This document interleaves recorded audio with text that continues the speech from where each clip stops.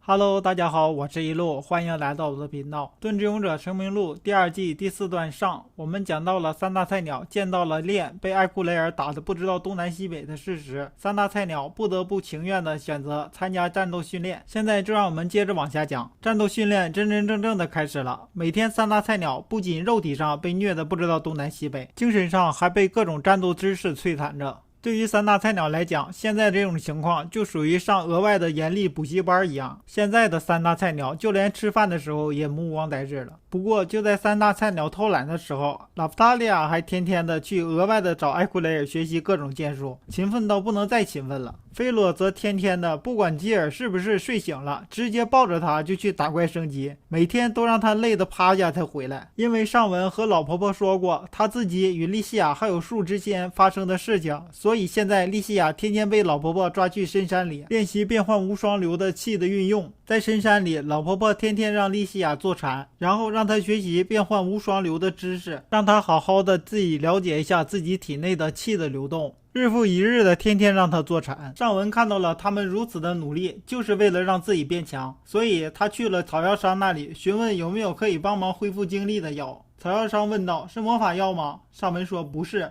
我想要的是那种恢复精力的药。草药商又说魂玉水。上文说不是，魂玉水是恢复 SP 的，我需要的是恢复精力的药水。草药商说恢复精力嘛，那睡一觉不是更好吗？自然就恢复了。药剂的话倒是有一种，不过不知道是不是你说的。草药商拿出来一瓶药递给上文，草药商对上文说：你喝一下试试，看看是不是这个。上文接过来药水喝掉之后，感觉好像是维他命 C 或者是什么运动饮料，然后说道：没什么特别感觉呀。草药商说：果然是没什么效果吗？哎。上文说道：喂，你拿我当小白鼠啊。草药商说：这是制作魂玉水的副产物留下来的东西，然后把它提炼制作出来的。因为制作魂玉水的材料，他们的魔力都变成了魂玉水，所以剩下来的材料也没有什么魔力，再加上2次提炼的话也卖不出去，所以基本上就当废物处理了。上文心想，这不就是酒糟一类的东西吗？应该还会有其他可用的地方。上文对草药商说：你把制作御魂水和这个的方法交给我吧。随后草药商为上文介绍了详细的御魂水的制作方法，以及把剩下的药材如何提炼成像运动饮料的药水。药材商把这瓶药水命名为精力水，草药商还把自己已经提炼好的精气水送给了上文，就当做刚刚拿上文做小白鼠的报酬。上文心想，他自己说是送，实际上一会儿应该去找女王进行报销吧。上文从草药商那里回到王宫后，今天是上文他们4位勇者和老婆婆约定一起去练习变换无双流派气的运用的日子。因为上文不想再看到树对莉西亚做出什么过分的事情，所以上文便请女王告诉莉西亚，这几天先终止变换无双流派的训练，让她去图书馆学习魔法知识。而上文他们则和三大菜鸟以及他们的同伴随着老婆婆去了莉西亚练习的地方，一个森林的深处有着瀑布和水潭的地方。三大菜鸟依然表现出来很不耐烦的样子，他们已经忘记了炼被艾尔雷库打得不知道东南西北的事实。老婆婆说，这里就是我修炼的地方，借助着森林的气息，很容易让各位勇者感受到自己体内的气。各位勇者先深呼吸，然后坐禅，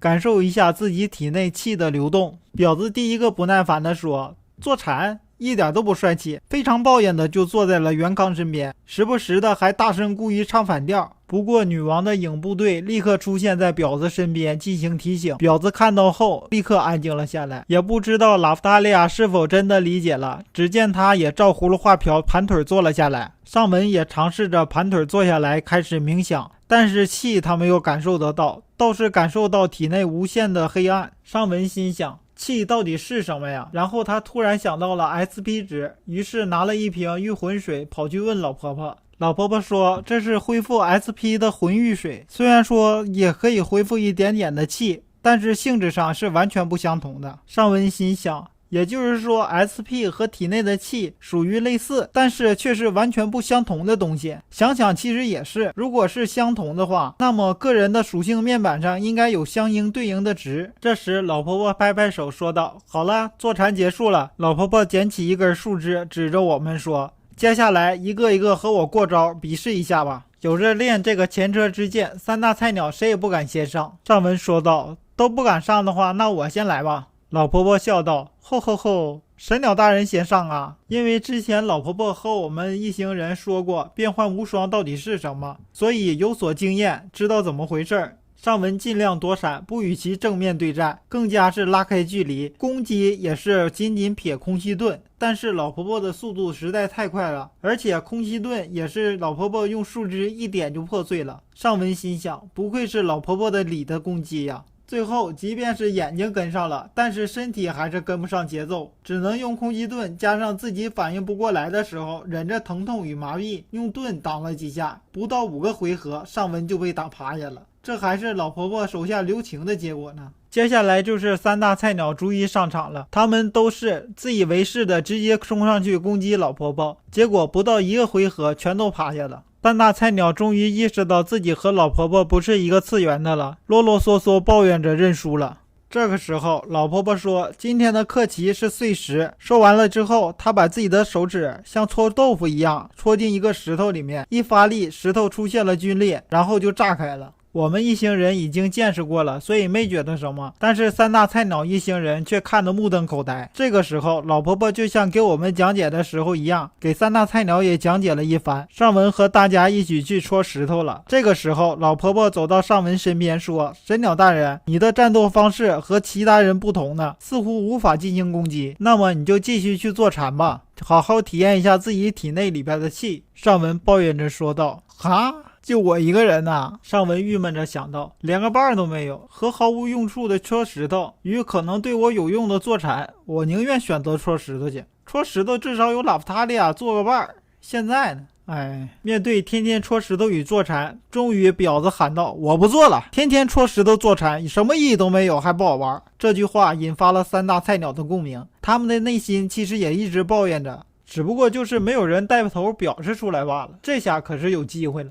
3大菜鸟一起说道，这种修炼什么意义都没有，我们可是很忙的，浪潮马上就来了，有时间在这里戳石头还不如去升级呢。尚文喊道，你们都给我适可而止啊，自己一直在拖后腿不知道吗？自己有多菜不了解吗？你连艾库雷尔你都打不过，自己被打的不知道东南西北，这么快就忘了？练喊道，我那是没有用技能。尚文接着喊道，人家用魔法了吗？你连一个比你差一大截的还没转职的女人你都打不过，你还不懂得好好修炼吗？比你弱小千百倍的女人，你得用技能才有机会可能打赢人家，这事让你很自豪啊！我告诉你，人家艾库雷尔用法术，你用技能，人家照样打得你不知道东南西北。这个时候元康插嘴喊道，我们是被选中的人才来到这个世界的，我们弱，他们把更强的人找来不就得了吗？碎石多么简单，啪啪啪，3个大菜鸟各使出自己的技能，3个石头全碎了。元康说道，我们走。尚文攥起了拳头说道，一定要让他们真真正正的吃几次苦头，他们就老实了。这个时候拉夫塔利亚担心的说道，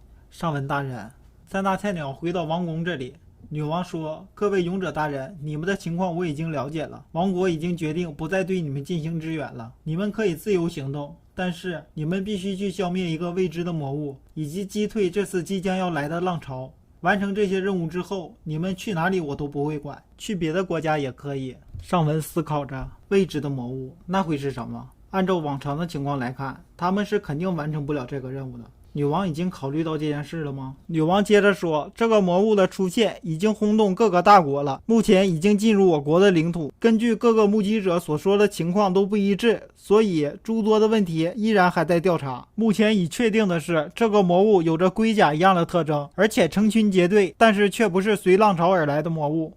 消灭这次的魔物，以及击退马上要到来的浪潮，这都是要必须做的事情，同时也是最适合试探勇者实力的事情。3大菜鸟一起说道，知道了，解决完这些事情之后，我们就自由了，对吧？走着瞧。然后他们就离开了宫殿。尚文听到女王的这些话，总是有一种不祥的预感。非常感谢大家能耐心的看完我的视频，我暂时只会做《盾之勇者成名录》的第1季动漫的后续内容，前面我报一个名之后直接就会奔主题，所以头15秒大家可以略过不看，我做的没有他人那么好，但是还是希望大家能来看看。目前我有考试，所以我不能尽快的更新，后续我会尽快的更新。如果大家有想知道因为小说而改编的动漫的后续内容，可以留言告诉我，我来制作后续的内容的剪辑视频。谢谢大家。